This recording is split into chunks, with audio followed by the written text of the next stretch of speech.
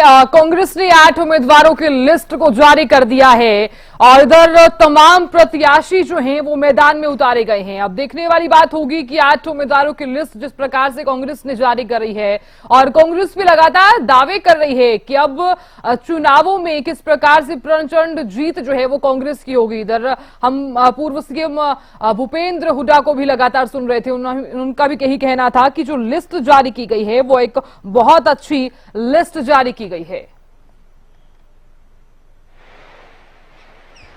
और दिल्ली से मेरी सहयोगी अपराजिता श्री जुड़ गई हैं ज्यादा जानकारी लिए हुए। अपराजिता, देखिए कांग्रेस की तरफ से 8 उम्मीदवारों की लिस्ट को जारी कर दिया गया है। एक कड़ा मुकाबला जो है वो यहां पर देखने को मिलेगा, क्योंकि कांग्रेस की तरफ से अब ये कहा जा रहा है कि तमाम जितनी भी सीटें हैं उस पर हम प्रचंड जीत हासिल करेंगे। इधर हम पूर्व सीएम भूपेंद्र हुड्डा को भी सुन रहे थे, उनका भी अब यही कहना है कि जो लिस्ट जारी की गई है देर रात को वो एक बहुत अच्छी लिस्ट है। अब ऐसे में सवाल ये उठ रहा है कि जो लिस्ट जारी की गई है उसमें सबसे ज्यादा नाम जो है वो हुड्डा खेमे के हैं।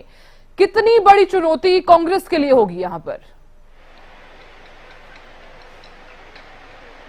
बिल्कुल साधना, जैसा कि लगातार हम अपने दर्शकों को बता रहे थे कि कांग्रेस पूरी तैयारियों के साथ इस बार मैदान में उतरने वाली है। जिस तरह से 2019 में सभी 10 सीटें खोई थी कांग्रेस ने, इस बार पूरी तरीके से वो सभी 10 सीटें यानी 9 जिस पर कांग्रेस लोकसभा चुनाव लड़ने वाली है, +1 बाई इलेक्शन की भी, हालांकि उसके नाम अनाउंस नहीं किए गए हैं मगर उसकी भी दावेदारी देखने को मिल रही है यहाँ पे। चाहे हम रावदान सिंह को सुने या फिर सत्यपाल ब्रह्मचारी को सुने या फिर जितने भी कैंडिडेट्स यहाँ पर खड़े हुए हैं कांग्रेस की तरफ से, सभी का कहना है कि इस बार 9+1 यानी आम आदमी पार्टी, कांग्रेस +1 यानी जो भी करनाल बाई इलेक्शन में भी जो भी खड़े रहेंगे सभी पर इस बार कांग्रेस परचम लहराएगी। इस तरह की बातें कहने को मिल रही है। वहीं लगातार बिल्कुल जैसा कि आपने कहा कि हुड्डा के जो समर्थक हैं उनके कई नाम यहाँ पर सामने आए हैं सूची में, तो लगातार सुबह से यहाँ पर तांता लगा हुआ है उनके समर्थकों का। जो कैंडिडेट्स है वह यहाँ पर हुड्डा आवास पर पहुंचे हैं, मुलाकात की है। सुबह वरुण चौधरी यहाँ पर पहुंचे थे, फिर रावदान सिंह आए हैं, सत्यपाल ब्रह्मचारी भी यहाँ पर पहुंचे हुए हैं। तो कह सकते हैं खुशी का माहौल है, हुड्डा आवास पर पहुंचे हैं। वहीं जब सत्यपाल ब्रह्मचारी ने एक्सक्लूसिवली हरियाणा न्यूज से बात की तो उनसे पूछा गया कि सोनीपत पर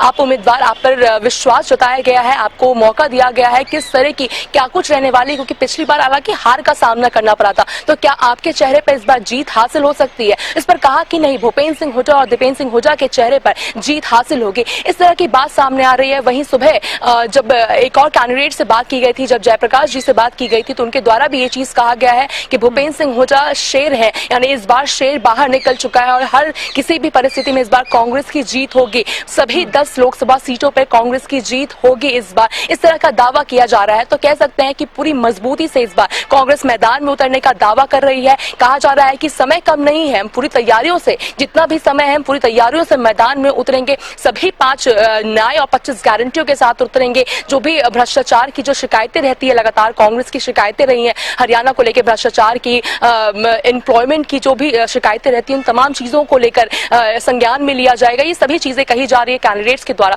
तो कह सकते हैं कि सभी कैंडिडेट्स मजबूती से यहाँ पर उतरेंगे। हम देख सकते हैं, हमने दिखाया था अपने दर्शकों को किस तरह से हुड्डा आवास में सभी जो तांता लगा हुआ है, यहाँ पे सभी कैंडिडेट्स अपने समर्थक के साथ यहाँ पहुंचे, एक आभार प्रकट किया जा रहा है और उसके बाद सभी अपने अपने जगह पे कॉन्स्टिट्यूंसी में जाएंगे और वहां पर प्रचार प्रसार किया जाएगा। अब देखने वाली बात होगी कि एक सीट यानी गुरुग्राम पर क्या कुछ रहने वाला है, क्या रहने वाला है, कब तक वहां का जो नाम है वो सामने आएगा, किसका नाम सामने आएगा, क्या कोई अभिनेता का नाम सामने आएगा या फिर कैप्टन अजय यादव का नाम सामने आएगा। क्योंकि देखिए कुछ दिन पहले कैप्टन अजय यादव ने भी कहा था कि उनके नाम की दावेदारी देखने को मिल रही है। एक तरह की बात कही गई थी कि गुटबाजी देखने को मिल रही है, अगर अभिनेताओं को लेकर भी कुछ चीजें कही गई थी। अब देखने वाली बात होगी कि क्या उनको मौका मिलता है गुरुग्राम से या फिर किसी और चेहरे को मिलता है, किसी अभिनेता चेहरे को मिलता है, ये भी देखने वाली बात होगी। अब ये भी देखना होगा कि जो भी 8 जो लोकसभा सीटें हैं जिस पर कैंडिडेट्स के नाम अनाउंस किए गए हैं, किस तरह से क्या कैंपेनिंग रहने वाली है, कौन कौन स्टार कैंपेनर वहां रहने वाले, कौन कौन वहां पे उतरेंगे। क्योंकि देखिए स्पष्ट रूप से भारतीय जनता पार्टी का कहना है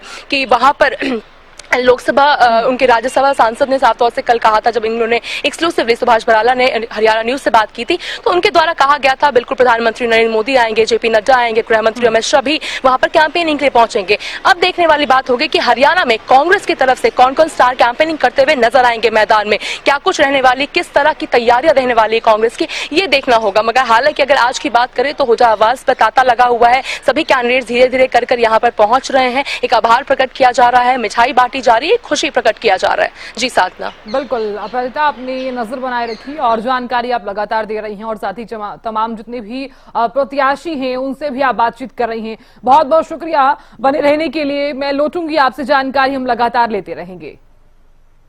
तो देखिए, चुनावी रण में कांग्रेस के ये उम्मीदवार हैं करनाल से दिव्यांशु बुधिराजा, और अब यहां पर ग्राफिक्स के माध्यम से आपको जानकारी दे रहे हैं सोनीपत से सतपाल ब्रह्मचारी, जिनसे मेरे सहयोगी अपराजिता श्री ने अभी हाल ही में बात भी की है। देखिए, कांग्रेस के ये वो उम्मीदवार हैं। रोहतक से दीपेंद्र हुड्डा, फरीदाबाद से महेंद्र प्रताप, सिरसा से कुमारी शैलजा, हिसार से जयप्रकाश, अंबाला से वरुण चौधरी।